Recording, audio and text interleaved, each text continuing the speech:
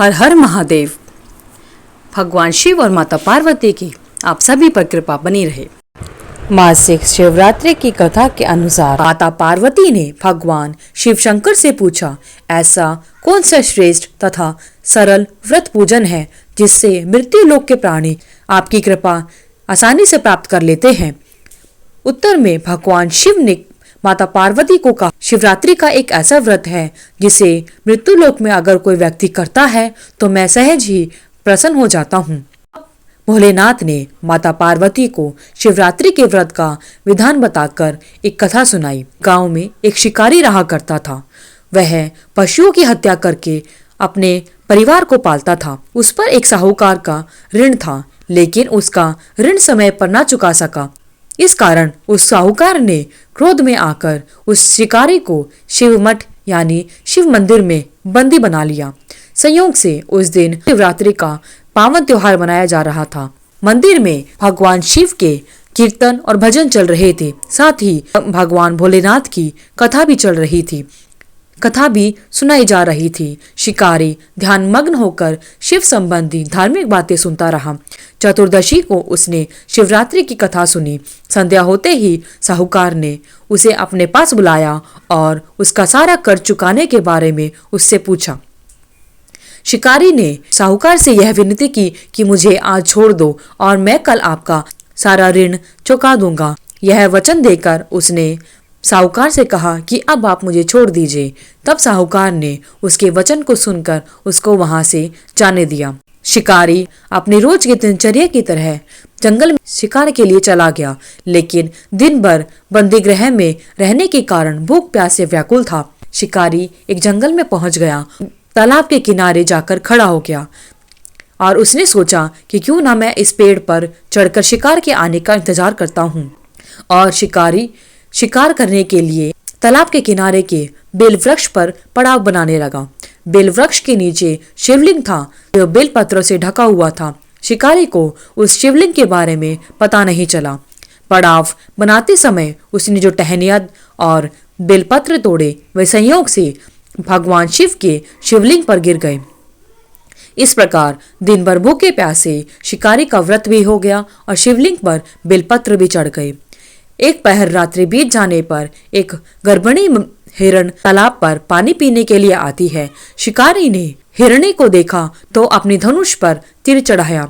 जो ही उसने प्रत्यंचा खींची, हिरणी ने शिकारी को देखा और शिकारी से विनती की कि हे शिकारी, मैं गर्भिणी हूँ, शीघ्र ही प्रसव करूंगी। तुम एक साथ दो जीवों की हत्या करोगे, यह तो बिल्कुल अच्छा नहीं है।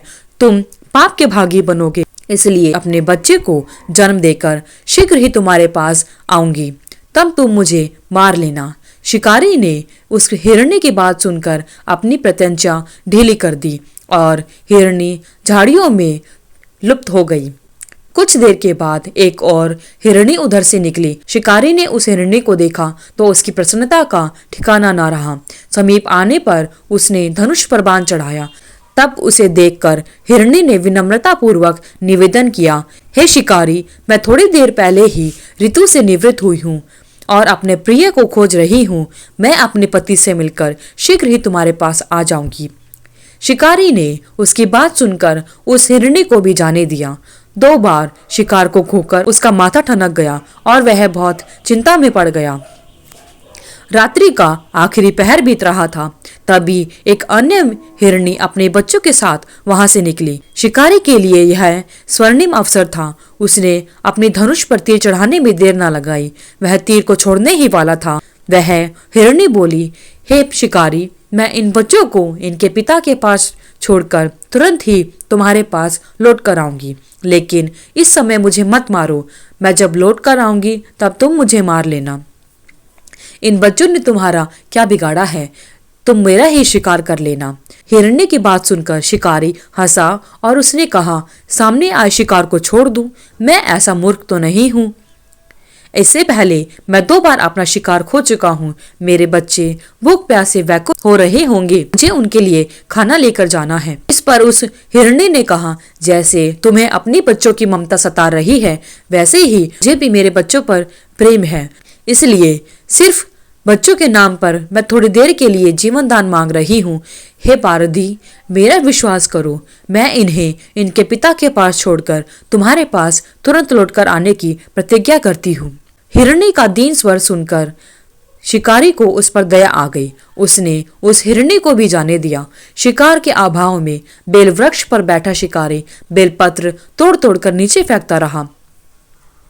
जैसे ही सुबह हुई तो एक हृष्ट पुष्ट हिरण उसी रास्ते पर आया। शिकारी ने सोचा कि अब तो वह इस शिकार को नहीं जाने देगा। हिरण ने शिकारी को देखा और शिकारी की तनी प्रत्यंचा को देखकर हिरण बहुत ही मधुर स्वर में बोला, हे शिकारी भाई, यदि तुमने मुझसे पहले आने वाली 3 हिरणियों तथा उनके छोटे छोटे बच्चों को मार डाला है तो मुझे भी मारने में विलंब न करो कि उनके वियोग में मुझे एक भी क्षण दुख न सहन करना पड़े। मैं उन हिरणियों का पति हूँ। यदि तुमने उन्हें जीवन दान दिया है तो मुझे भी कुछ क्षण का जीवन दान देने की कृपा करो। मैं उनसे मिलकर तुम्हारे सामने जल्दी ही उपस्थित हो जाऊंगा। हिरण की बात सुनते ही शिकारी के सामने पूरी रात का घटना चक्र घूम गया। सारी बातें हिरण को सुना दी।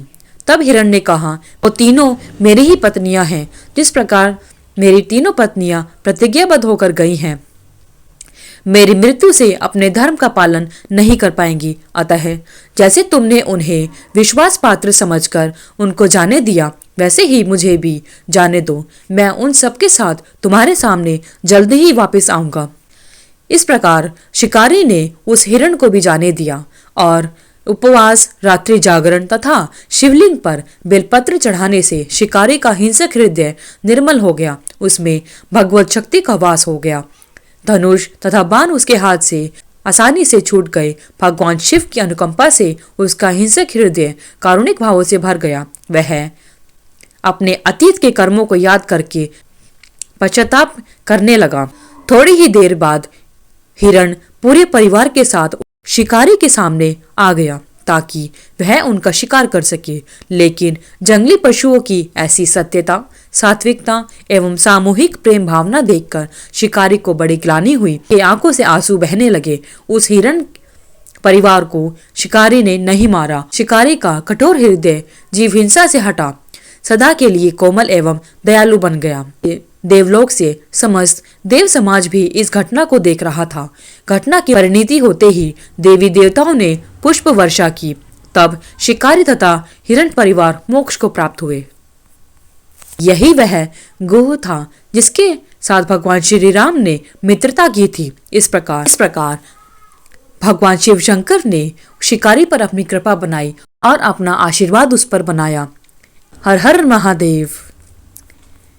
हे शिव शंकर, हे भोलेनाथ, जिस प्रकार आपने उस शिकारी पर अपनी कृपा बनाई, उसी प्रकार महाशिवरात्रि के व्रत को करने वाले और महाशिवरात्रि के दिन आपका पूजन करने वाले, साथ ही आपकी व्रत कथा को सुनने वाले सब पर अपनी कृपा बनाए रखना। अगर आपको यह वीडियो अच्छी लगी तो वीडियो को लाइक करें, शेयर करें, चैनल को सब्सक्राइब करके बेल आइकन को जरूर प्रेस करें ताकि आगे आने वाली सभी वीडियोस की नोटिफिकेशन आप तक समय से पहुंचती रहे।